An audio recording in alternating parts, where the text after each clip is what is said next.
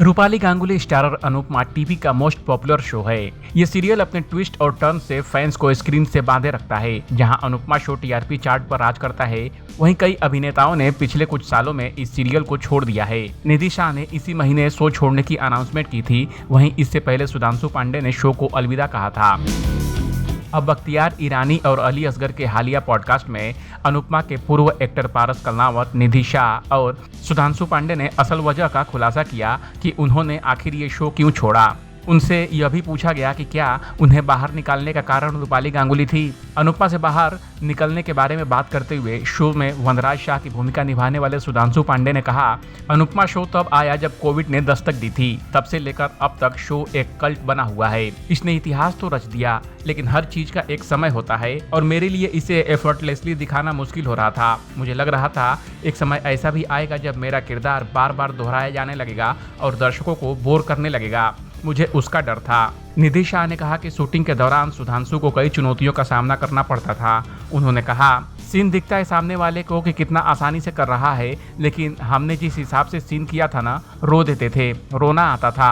इन्होंने जो सीन किए हैं इसके पीछे इनकी मेंटल हेल्थ, इनकी सिचुएशन, इनका बॉडी पेन होता था। सुधांशु पांडे ठीक से खड़े भी नहीं हो पाते थे और एक समय ऐसा भी आया जब वह इतना बीमार हो गए थे कि उन्हें आराम करना पड़ा, जबकि बाकी लोग इनका इंतजार कर रहे थे।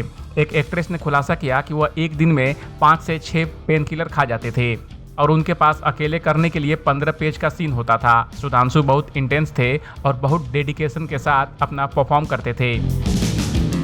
निधि ने आगे बताया कि क्या ट्रिगर पॉइंट बन गया।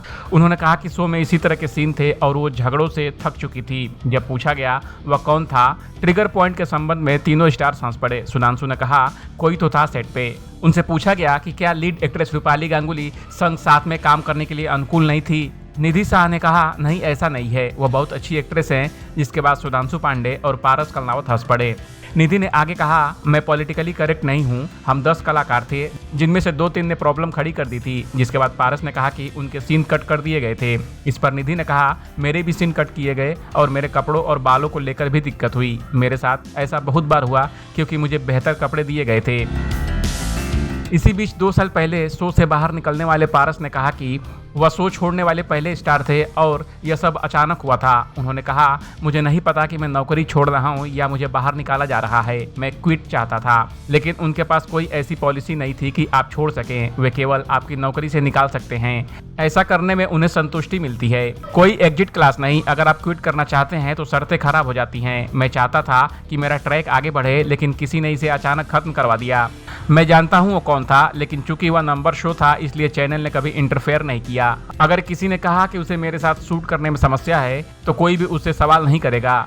हर कोई जानता है कि समस्या किसे थी। इस पर सुधांशु पांडे ने कहा कि लाइफ में हर एक्शन एक रीजन के चलते होता है, लेकिन अगर उस कारण को महत्व दिया जाए तो आप उसी में फंसे रह जाएंगे। इस अपडेट पर आपका क्या कहना है, कमेंट कर हमें जरूर बताएं। बॉलीवुड और टीवी की दुनिया की तमाम अपडेट के लिए देखते रहिए ABV एंटरटेनमेंट।